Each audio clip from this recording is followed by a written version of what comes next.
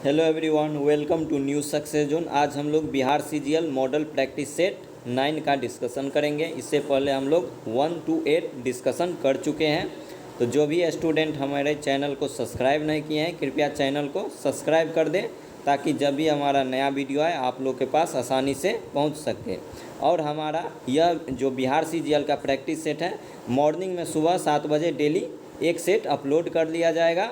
तो आइए शुरू करते हैं, देखते हैं पहला सवाल क्या है। पहला सवाल है कि इसरो के संदर्भ में, इसरो के संबंध में उन्नति क्या है। उन्नति क्या है, तो इसका आंसर हो जाएगा नैनो सैटेलाइट विकास कार्यक्रम। क्या हो जाएगा दोस्तों? नैनो सैटेलाइट विकास कार्यक्रम। अगला सवाल है, लोकसभा के प्रोटेम स्पीकर को पद की शपथ कौन दिलाता है। लोकसभा का जो प्रोटेम स्पीकर होता है उसको पद का शपथ दिलाने का किसका कार्य होता है, तो इसका कार्य राष्ट्रपति का यह कार्य होता है। अगले सवाल पे आएंगे। अगला है कंबाला है, तो कंबाला एक प्रकार का भैंसों का दौड़ होता है जो कहाँ पे करवाया जाता है, या कर्नाटक में करवाया जाता है। अगला सवाल है, ग्रीन पीस डेटा के अनुसार निम्नलिखित में से कौन सा देश जो है सबसे ज़्यादा सल्फर डाइऑक्साइड का उत्सर्जन करता है, तो वह हमारा देश भारत जो है सबसे ज़्यादा कार्बन डाइऑक्साइड यानी कि सल्फर डाइऑक्साइड का उत्सर्जन करता है। कितना? 15% से ज़्यादा। अगले सवाल पे आएंगे। अगला सवाल है, निम्नलिखित में से कौन अर्धन्यायिक निकाय है। पूछा जा रहा है कि कौन सा अर्धन्यायिक निकाय है, तो इसका आंसर हो जाएगा इनकम टैक्स सेटलमेंट कमीशन। अगला सवाल है, प्राचीन भारत में निष्क क्या था। पूछ रहा है प्राचीन भारत में निष्क क्या था, तो यह एक प्रकार का स्वर्ण मुद्रा था जो उस समय वहाँ की महिला अपने गले में आभूषण के रूप में पहना करती थी। अगला सवाल है, 4 बौद्ध संगतियों का आयोजन नीचे दिए गए स्थानों पर हुआ है।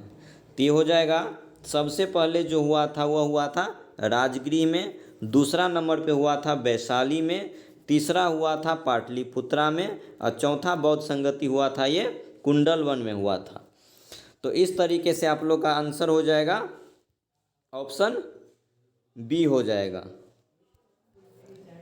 अगला सवाल है कि डोकलाम विवाद किन 2 देशों के मध्य है। डोकलाम विवाद, यह जो विवाद है यह भारत और चीन के बीच यह विवाद है, जिसका क्या नाम है, तो डोकलाम विवाद। अगला सवाल है कि 26 जनवरी 1930 को स्वतंत्रता दिवस के रूप में मनाने का निर्णय कांग्रेस के किस अधिवेशन में लिया गया था। तो ये लाहौर अधिवेशन में लिया गया था और इसका अध्यक्षता कर रहे थे जवाहरलाल नेहरू। अगले सवाल पे आएंगे। अगला सवाल है, निम्नलिखित जोड़ों में से किसमें देश एवं राजधानी का सही मिलान सही है। पूछा जा रहा है कौन सा मिलान सही है, तो आपका आंसर हो जाएगा जाम्बिया, क्योंकि जाम्बिया की राजधानी लुसाका है। उसके बाद पहला है ट्यूनीशिया की राजधानी ट्यूनिस है। स्वाजीलैंड का राजधानी मवाबने है। क्या है दोस्तों? मवाबने। उसके बाद है सोमालिया, तो सोमालिया की राजधानी है मोगादिशु। अगला सवाल है, निम्नलिखित में से किस राज्य को हाल ही में 2019 में केंद्र शासित प्रदेश का दर्जा मिला है। तो ये मिला है जम्मू कश्मीर को, और यह दर्जा इसको मिला है 31 अक्टूबर 2019 को। अगला सवाल है, प्रत्येक वर्ष जैव विविधता अंतर्राष्ट्रीय दिवस कब मनाया जाता है। जैव विविधता अंतर्राष्ट्रीय दिवस यह प्रत्येक वर्ष 22 मई को मनाया जाता है, वही 22 अप्रैल को विश्व पृथ्वी दिवस मनाया जाता है। अगला सवाल है, निम्नलिखित में से बिहार का कौन सा ऐसा जिला है जो नेपाल की अंतर्राष्ट्रीय सीमा से समीपस्थ नहीं है। तो इसका आंसर हो जाएगा समस्तीपुर। अगला सवाल है, बराक 8 मिसाइल जो है यह प्रोजेक्ट तकनीकी किस सहयोग से मिल रहा है। तो ये हो जाएगा इजराइल के सहयोग से। बराक 8 मिसाइल प्रोजेक्ट की तकनीकी सहयोग मिल रहा है, तो ये इजराइल के सहयोग से मिल रहा है। अगला है, कौन सा लेख यानी कि रिट सिर्फ न्यायिक और अर्ध न्यायिक निकायों के विरुद्ध जारी किया जा सकता है। तो इसका आंसर हो जाएगा प्रतिषेध। अगला सवाल है, एशिया का सबसे गहरा स्थल कौन है। तो एशिया का जो सबसे गहरा स्थल है वह है मृत सागर में, और यह चाइना में पाया जाता है।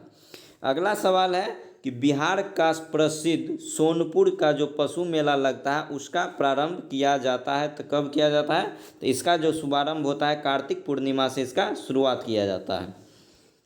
और सोनपुर जो है यह गंडक नदी के किनारे बसा हुआ है और गंडक जो है यह गंगा की सहायक नदी है। अगला सवाल है, रंगा नदी बांध जो है यह भारत के किस राज्य में है? रंगा नदी बांध यह भारत के अरुणाचल प्रदेश में स्थित है। अगला सवाल है कि निम्नांकित में से कौन सा राज्य में सीढ़ीदार कृषि नहीं की जाती है? तो यह बिहार के मैदान में सीढ़ीदार कृषि नहीं की जाती है। अगला सवाल है कि कौटिल्य किसका प्रधानमंत्री था? तो पूछ रहा है कि कौटिल्य जो था वह किसका प्रधानमंत्री था? तो ये चंद्रगुप्त मौर्य का प्रधानमंत्री था। तो आपका आंसर हो जाएगा ऑप्शन डी, चंद्रगुप्त मौर्य। अगला सवाल है, भारत के किस संगठन को संधारणीय विकास लक्ष्यों की निगरानी करने का दायित्व सौंपा गया है? तो ये दायित्व सौंपा गया है नीति आयोग को। और नीति आयोग का स्थापना हुआ था 1 जनवरी 2015 को। और नीति आयोग के जो अध्यक्ष होते हैं वह भारत के प्रधानमंत्री होते हैं। अगला सवाल है, निम्नलिखित में से किस क्रांतिकारी ने मैं अनिश्वरवादी क्यों हूँ? यह शीर्षक लेख किसके द्वारा लिखा गया है? तो ये लिखा गया है भगत सिंह के द्वारा। अगला सवाल है कि संयुक्त राज्य अमेरिका के निम्नलिखित शहरों में से किस एक ने हौडी मोदी कार्यक्रम, कौन सा कार्यक्रम है? हौडी मोदी कार्यक्रम, इसका मेजबानी किया गया था। तो ह्यूस्टन शहर में इसका मेजबानी किया गया था। अगला सवाल है कि निम्नलिखित में से किस स्थान पर रॉयल बंगाल बाघ पाया जाता है? तो ये पाया जाता है पश्चिम बंगाल के सुंदरबन में। अगले सवाल पे आएंगे, निम्न में से किस आंदोलन के अंतर्गत गांधी जी ने दांडी मार्च किया था? तो गांधी जी के द्वारा दांडी मार्च जो शुरू किया गया था वह सविनय अवज्ञा आंदोलन के दौरान किया गया था। और भारत में सविनय अवज्ञा आंदोलन का शुरुआत हुआ था 6 अप्रैल 1930 को। अगले सवाल पाएंगे, निम्न में से कौन सा कार्यक्रम या कौन सी योजना भारत में समावेशी विकास से संबंधित है? तो ये हो जाएगा विमुद्रीकरण से संबंधित है। अगला सवाल है, निम्नलिखित देशों में से कौन सा 2024 के क्या है? निम्नलिखित में से कौन सा देश है जो 2024 के ओलंपिक खेल का मेजबानी करेगा? तो यह है फ्रांस, जो 2024 में ओलंपिक खेल का मेजबानी करेगा। अगले सवाल पे आएंगे, हिंद स्वराज के लेखक कौन है? क्या है दोस्तों? हिंद स्वराज के लेखक पूछ रहे हैं। तो ये है मोहनदास करमचंद गांधी। अगला सवाल है कि भारतीय नौसेना की प्रथम महिला पायलट सब लेफ्टिनेंट शिवांगी स्वरूप कहाँ से है? तो सब लेफ्टिनेंट शिवांगी स्वरूप यह बिहार के मुजफ्फरपुर से संबंधित है। अगला सवाल है कि भारत में अल्पसंख्यक महिलाओं में नेतृत्व विकास के लिए शुरू की गई योजना का क्या नाम है? तो इस योजना का नाम है नई रोशनी। क्या हो जाएगा दोस्तों इसका answer? Nai Roshni, option B, Nai Roshni. अगला सवाल है कि बंगाल के विभाजन के विरुद्ध निम्नलिखित में से कौन सा आंदोलन प्रारंभ किया गया था? यह स्वदेशी आंदोलन को प्रारंभ किया गया था और इस आंदोलन का शुरुआत 1905 में हुआ था। उसके बाद बी ऑप्शन में होम रूल, इसका शुरुआत 1916 में हुआ था। सी में है गदर आंदोलन, यह 1913 में इसका शुरुआत हुआ था। अगले सवाल पाएंगे, निम्नलिखित में से किस नगर में संयुक्त राष्ट्र का मुख्यालय है? तो संयुक्त राष्ट्र का जो मुख्यालय है वह न्यूयॉर्क शहर में स्थित है। अगले सवाल पे आएंगे कि विश्व स्वास्थ्य दिवस कब मनाया जाता है? तो ये मनाया जाता है 7 अप्रैल को। और हाल ही के दिनों में फायरमैन के पेपर में ये सवाल पूछा गया था। अगला सवाल है, निम्नलिखित भारत के राज्यों में से कौन सा ऐसा राज्य है जिसे पेड़ों की जड़ों से बने पुलों के लिए प्रसिद्ध है, जिसे जीवित जल पुल भी कहा जाता है? तो इसका आंसर हो जाएगा मेघालय। अगला सवाल है कि कांग्रेस के कौन से उदारवादी नेता ब्रिटिश हाउस ऑफ कॉमन्स के सदस्य रह चुके हैं? तो ब्रिटिश हाउस ऑफ कॉमन्स के जो सदस्य रह चुके हैं वे उदारवादी नेता का नाम है दादा भाई नौरोजी। अगला सवाल है कि एस्किमो जनजाति निम्नलिखित में से कौन सा है? एस्किमो जनजाति जो है वह कहाँ किस महाद्वीप में निवास करती है? तो ये उत्तरी अमेरिका में निवास करती है और उत्तरी अमेरिका में कुल देशों की संख्या है 23। अगले सवाल पे आएंगे, प्रसिद्ध कृति poverty and un British rule in India के लेखक कौन है? तो ये है दादा भाई नौरोजी। अगला सवाल है कि काजिंद 2019 क्या है? काजिंद 2019 जो है यह एक प्रकार का युद्ध अभ्यास है और यह किसके बीच होता है? तो ये भारत और कजाकिस्तान के बीच लड़ा जाता है। कौन सा? तो काजिंद। अगला सवाल है, निम्नलिखित में से कौन सी संरचना भारत में सबसे उत्तर में स्थित है? भारत में सबसे उत्तर में स्थित है तो हो जाएगा अरावली की पहाड़ी जो है भारत के सबसे उत्तर में है। ऑप्शन के अनुसार यह राजस्थान में पड़ता है। अरावली की सबसे ऊपर चोटी जो है उसका नाम है गुरु शिखर और गुरु शिखर की जो ऊंचाई है 1722 मीटर है। जबकि अजंता की पहाड़ी की बात करेंगे तो यह महाराष्ट्र में है। नीलगिरी जो है वह भारत के 3 राज्यों में है, कर्नाटक, केरल और तमिलनाडु में है। और महेंद्रगिरी के जो पर्वत है यह पूर्वी घाट का सबसे सर्वोच्च चोटी है। अगला सवाल है कि भीतरकनिका जो नेशनल पार्क यानी कि राष्ट्रीय उद्यान है वह विश्व प्रसिद्ध है किसके लिए? तो ये प्रसिद्ध है कछुओं के लिए। किसके लिए दोस्तों? कछुओं के लिए। और यह किस राज्य में है भीतरकनिका नेशनल पार्क? तो ये हो जाएगा उड़ीसा में। अगला सवाल है कि बालाघाट खान जो मध्य प्रदेश में स्थित है किसके लिए प्रसिद्ध है? तो बालाघाट कहाँ हो जाएगा? एमपी में हो जाएगा और ये फेमस है कॉपर यानी कि तांबा के लिए। अगले सवाल की बात करेंगे, हाल ही में एक जलीय प्राणी भारतीय हम्बैक महसीर विलुप्ति के कगार पर होने के कारण सुर्खियों में रहा। यह संबंधित है किससे? तो ये कावेरी नदी से संबंधित है और कावेरी नदी निकलती है कर्नाटक राज्य से। अगला सवाल है कि गौतम बुद्ध ने धर्म चक्र प्रवर्तन कहाँ से प्रारंभ किया था? तो ये प्रारंभ किया था उत्तर प्रदेश के सारनाथ से। अगला सवाल है कि भारत में क्या है? भारत में स्वच्छ भारत मिशन की शुरुआत किस वर्ष हुआ था? तो भारत में जो स्वच्छ भारत मिशन है इसका शुरुआत किया गया था 2014 में। अगले सवाल पे आएंगे, अगला है वर्ष 2015 में किसने वर्ष 2030 के लिए धारणीय विकास के लक्ष्य निर्धारित किए थे? तो यह जो निर्धारण किया गया था यह किया गया था संयुक्त राष्ट्र महासभा के द्वारा और इसे विश्व का लघु संसद भी कहा जाता है। अगला सवाल है, चंद्रमा के डार्क साइड यानी कि अंधेरा वाला साइड, डार्क साइड अंधेरा वाला छात्र पर उतरने वाला विश्व का पहला अंतरिक्ष यान कौन था? तो उस यान का नाम था चांगई 4। क्या था? चांगई 4। अगले सवाल पे आएंगे, अगला है कि बिहार दिवस कब मनाया जाता है? बिहार दिवस क्या है दोस्तों? बिहार दिवस तो ये मनाया जाता है 22 मार्च को और 22 मार्च को ही विश्व जल दिवस मनाया जाता है और 22 अप्रैल को मनाया जाता है विश्व पृथ्वी दिवस। अगला सवाल पे आएंगे, अगला सवाल है सिंधु घाटी की सभ्यता के निम्नलिखित स्थलों में से कौन सा गुजरात में है? तो गुजरात में जो है स्थल सिंधु घाटी सभ्यता का वो लोथल है और लोथल जो है भोगवा नदी के किनारे है। बात करेंगे कालीबंगा का तो कालीबंगा जो है राजस्थान में है और यह घग्गर नदी के किनारे हैं। अगला है कि टोडा जनजाति है। टोडा जनजाति यह भारत के किस राज्य में मिलती है? तो ये तमिलनाडु के क्षेत्र में देखने को मिलती है। अगला सवाल है, स्वराज मेरा जन्मसिद्ध अधिकार है और मैं इसे लेकर रहूँगा, यह कथन किसके द्वारा कहा गया था? तो यह कथन कहा गया था बाल गंगाधर तिलक के द्वारा और यह कथन जो कहा गया था यह लखनऊ अधिवेशन जो हुआ था 1916 में यह बात कही गई थी और लखनऊ अधिवेशन का जो अध्यक्षता कर रहे थे वह अंबिका चरण मजुमदार के द्वारा किया जा रहा था। अब करेंगे साइंस वाले पोर्शन पे बात। आइए देखते हैं पहला सवाल क्या है साइंस से। सूचना प्रौद्योगिकी के क्षेत्र में स्मार्ट ओपीडी एक नवाचार है, इसका संबंध निम्न में से किस क्षेत्र से है? तो इसका जो संबंध है यह स्वास्थ्य से संबंधित है। क्या हो जाएगा? स्वास्थ्य। अगला सवाल है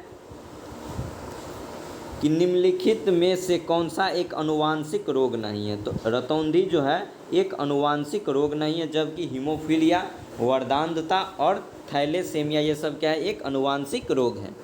अगला सवाल है कि फ़ारेनहाइट जो होता है उसका तापमापी ऊपरी तथा निचले बिंदु के मध्य कितना अंतराल होता है।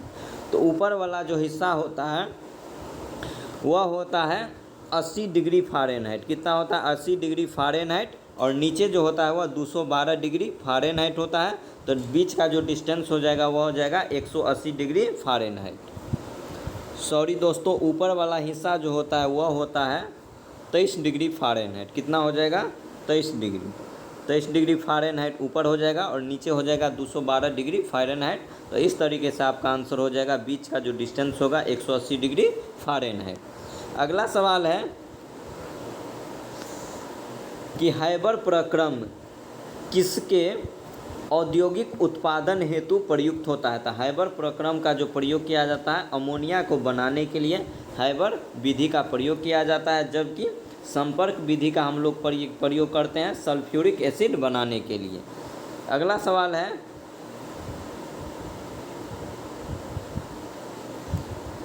सवाल है भूकंप की शक्ति के परिणाम, भूकंप का जो शक्ति का जो परिमाण होता है उसको हम किस में मेजर करते हैं। तो वो रिक्टर पैमाना पर उसको मेजर किया जाता है। अगला सवाल है कि बेकिंग सोडा सोडियम बाइकार्बोनेट को कहा जाता है। बेकिंग सोडा जो होता है सोडियम बाइकार्बोनेट को कहा जाता है और इसका फार्मूला होता है NaHCO3 और इसे खाने वाला सोडा भी कहा जाता है। अगला सवाल है निम्न में से कौन सा ऐसा जंतु है जो क्या है, एक कोशिकीय नहीं है। तो ये हाइड्रा जो क्या है, एक कोशिकीय जंतु नहीं है, जबकि अमीबा, प्लाज्मोडियम और लिस्मानिया जो है ये सब क्या है, एक कोशिकीय प्राणी है। अगला सवाल है कि पेयजल में फ्लोराइड, अगर पेयजल है पीने वाला पानी है उसमें अगर फ्लोराइड की मात्रा अधिक मात्रा में बढ़ जाती है तो इसके कारण किस में रोग होगा। तो हड्डी संबंधित रोग होता है। तो अगर पीने वाले पानी में फ्लोराइड की मात्रा बढ़ जाती है तो हड्डी से संबंधित बीमारियां उत्पन्न होती है। अगला सवाल है रेडियो सक्रिय पदार्थ भंडारित करने के लिए बने पात्र किसके बने होते हैं। तो ये जो बना होता है यह लेड यानी कि शीशा का बना होता है। अगला सवाल है कि एक पारिस्थितिकी तंत्र के ऊर्जा का जो प्रवाह होता है हमेशा कैसा होता है। तो हमेशा जो होता है ऊर्जा का प्रवाह पारिस्थितिकी तंत्र में एक दिशा में होता है। अगला सवाल है कि निम्न में से कौन सी एक वास्तविक मीन है। क्या पूछ रहा है, कौन सा एक वास्तविक मीन है। तो कुत्ता मीन जो है ना, क्या है दोस्तों, कुत्ता मीन, यह एक प्रकार का वास्तविक मीन का उदाहरण है। अगला सवाल है यदि किसी वस्तु का जो वेग है वह क्या कर देंगे, दोगुना कर देंगे, तो उसके बाद उसकी गतिज ऊर्जा क्या होगी। तो हम लोग जानते हैं कि गतिज ऊर्जा का फॉर्मूला क्या होता है, तो 12 mv²। ठीक है, और उसके बोल रहा है कि वेग को दुगुना करेंगे तो v का स्क्वायर दू का कितना हो जाएगा, 4 गुना। तो इस तरीके से आपका आंसर क्या हो जाएगा, 4 गुना। तो ऑप्शन कितना हो जाएगा, कौन सा, ऑप्शन डी, 4 गुना। इस तरीके से आपका आंसर हो जाएगा ऑप्शन डी। अगला सवाल है कि निम्नलिखित में से कौन जल प्रदूषण से होता है। तो जल प्रदूषण से दस्त होता है। क्या होता है दोस्तों, जल प्रदूषण से दस्त होता है। अगला सवाल है कि सॉल्ट टीका किसके लिए होता है। तो सॉल्ट टीका जो होता है यह पोलियो के लिए होता है। अगला सवाल है कि निम्नलिखित में से कौन सा ये विटामिन होता है जो रक्त का थक्का जमाने में महत्वपूर्ण भूमिका निभाता है। तो रक्त का थक्का कौन जमाता है, तो ये विटामिन के। अगले सवाल पे आएंगे। अगला सवाल है चावल में किसकी प्रचुरता होती है। तो चावल में प्रचुरता होती है स्टार्च की मात्रा की। अगला सवाल है कि निम्नलिखित में से किस रोग में रक्त में शर्करा की मात्रा बढ़ जाती है। तो ये हो जाएगा डायबिटीज़ में रक्त में चीनी की मात्रा बढ़ जाती है। अगला सवाल है ध्वनि की प्रबलता जो होती है किस में मेजर करते हैं। तो किस मात्रक में व्यक्त किया जाता है। तो ये डेसिबल में मेजर किया जाता है। इसको रिप्रेजेंट करेंगे किसे, स्मॉल डी और कैपिटल बी। स्मॉल डी होगा और कैपिटल बी होगा। यह क्या होता है, ध्वनि की प्रबलता, इसमें मेजरमेंट करते हैं। अगला सवाल है कि मशरूम क्या है। तो मशरूम एक प्रकार का दोस्तों क्या है, यह एक प्रकार का कवक है। तो ऑप्शन बी आपका राइट आंसर है। अगला सवाल है कि पाचन तंत्र द्वारा उत्पादित अम्ल कौन सा है? तो ये हो जाएगा हाइड्रोक्लोरिक अम्ल। केमिकल फार्मूला इसका होता है HCl। अगले सवाल की बात करेंगे, अंतरिक्ष में दूरस्थ वस्तु को दें, मतलब अंतरिक्ष में दूर की वस्तु को किससे देखा जा सकता है? तो यह देखा जाता है दूरदर्शी यंत्र यानी कि टेलीस्कोप, और इसका आविष्कार किया गया था गैलीलियो गैली के द्वारा। अगला सवाल है कि निम्न में से ताजमहल की सफ़ेदी, ताजमहल का जो सफ़ेदी है धीरे धीरे कम होता जा रहा है, इसका कारण क्या है? तो इसका कारण है अम्ल वर्षा। अम्ल वर्षा के कारण ही ताजमहल की जो सफ़ेदी है दिन प्रतिदिन कम होती जा रही है। अगला सवाल है, रुधिर में क्या होता है? तो रुधिर में होता है प्लेटलेट्स की मात्रा पाया जाता है। अगला सवाल है कि मोटर गाड़ियों के हेडलाइट में, मोटर गाड़ी का जो हेडलाइट होता है आमतौर पर कौन सा दर्पण इस्तेमाल करते हैं? तो इसमें अवतल दर्पण प्रयोग किया जाता है। किसमें? तो गाड़ियों के हेडलाइट में। अगला सवाल है, किसमें कार्बोहाइड्रेट नहीं होता है? पूछ रहा है किसमें कार्बोहाइड्रेट नहीं पाया जाता है? वायरस यानी कि विषाणु में कार्बोहाइड्रेट की मात्रा नहीं पाई जाती है।